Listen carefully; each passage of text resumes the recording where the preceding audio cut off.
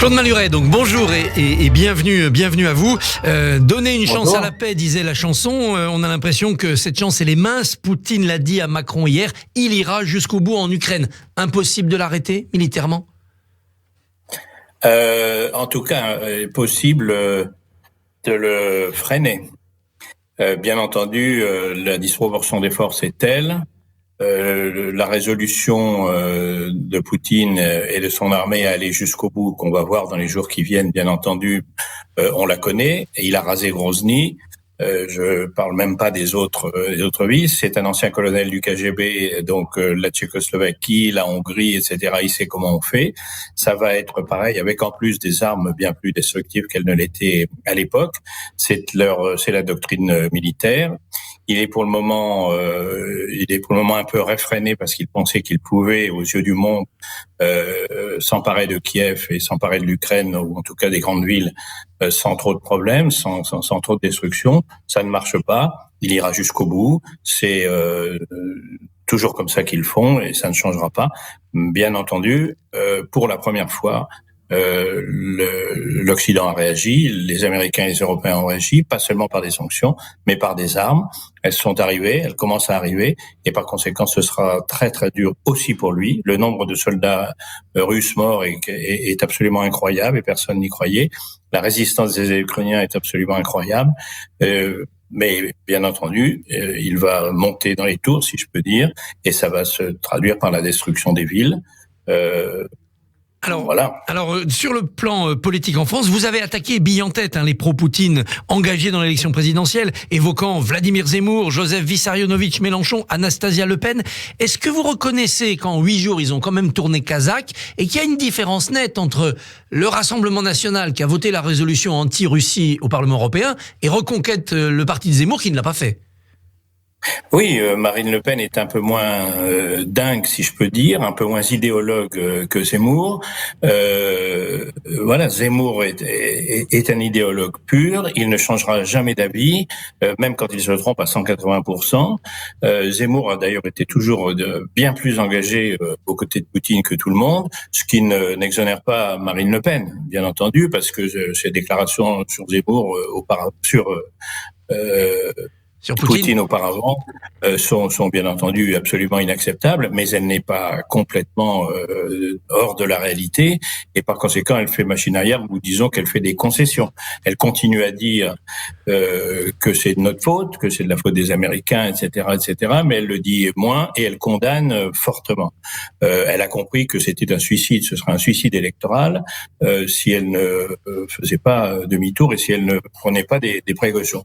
Zemmour, lui, pur idéologue, ira jusqu'au bout. Je pense qu'il a d'ailleurs déjà compris que l'élection était perdue pour lui. Il vient de perdre 3-4 points dans les sondages. J'espérais qu'il en prenne plus, mais malheureusement son électorat, une bonne partie le suit dans cette folie et de son analyse en dehors de la réalité.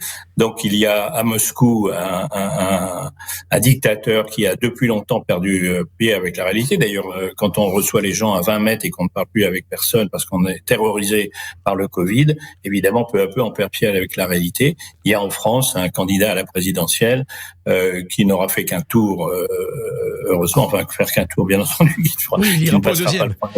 Mais est-ce qu'il n'est pas soutenu encore par son électorat parce qu'il s'oppose à l'arrivée de réfugiés et qu'il y a en France cette obsession du migratoire?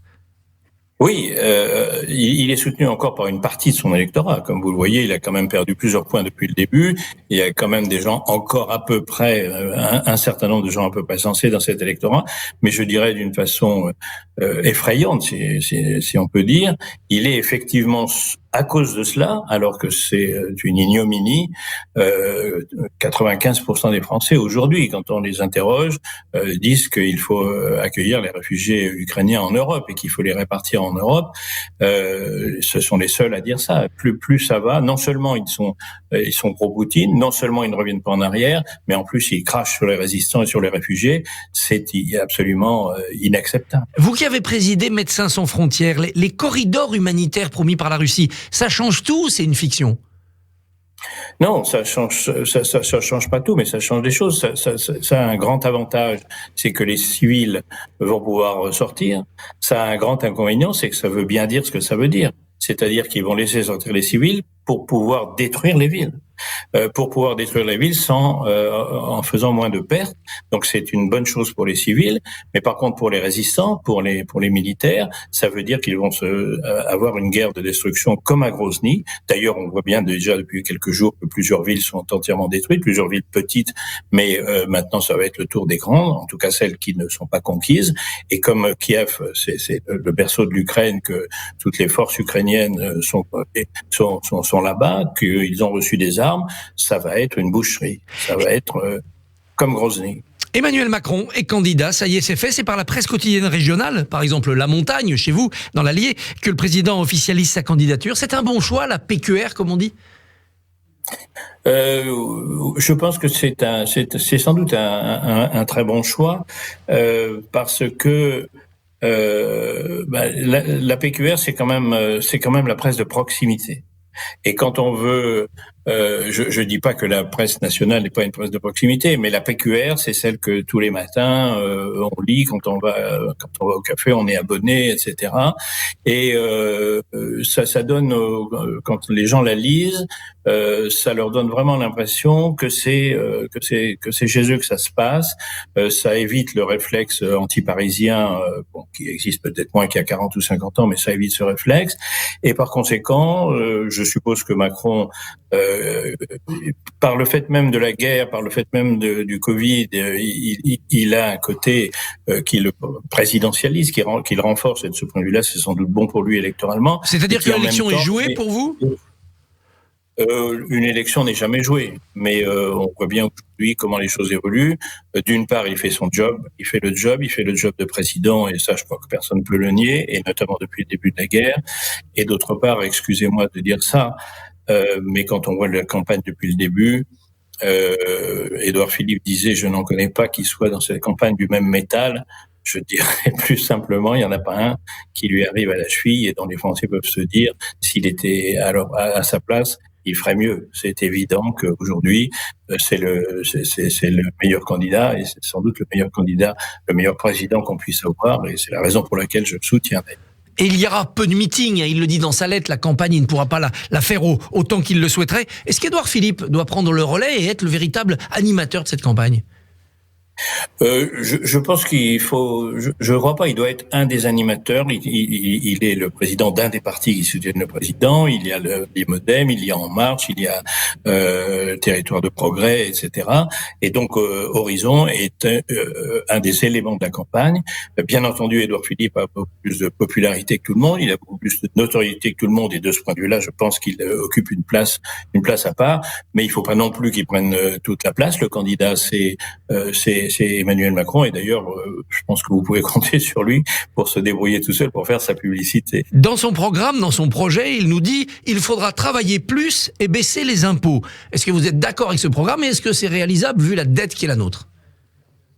Alors, travailler plus, oui, parce que tout le monde sait maintenant, quelles que soient les difficultés, qu'il va falloir prolonger la vie active et reculer l'âge de la retraite. Bien entendu, c'est douloureux. Bien entendu, il y a beaucoup de gens qui sont contre, mais le débat est tellement sur la table depuis longtemps. On l'allonge d'ailleurs depuis plusieurs quinquennats. Il y a plusieurs mesures qui l'ont allongé, notamment du temps de Nicolas Sarkozy. On sait aujourd'hui, ou en tout cas la plupart des candidats sérieux sont d'accord pour dire qu'il faut nous aligner sur les autres pays. Si on veut réduire la dette, il faut travailler un peu plus longtemps dans la vie. En tout cas, oui, pas plus vieux obligatoirement, parce que ceux qui ont travaillé jeunes partiront plus jeunes. Baisser les impôts alors qu'on a des dettes et des déficits, c'est peut-être pas raisonnable.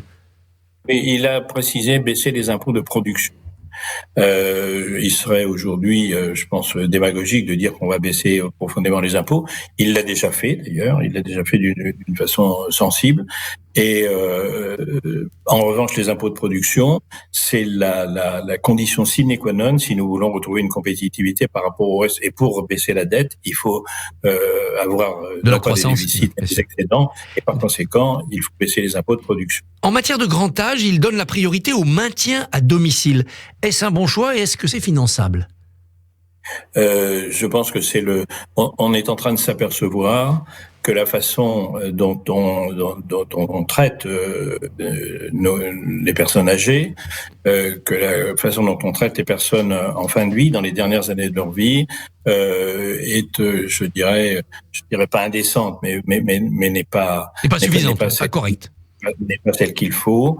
Je l'ai vécu moi-même à travers ma mère.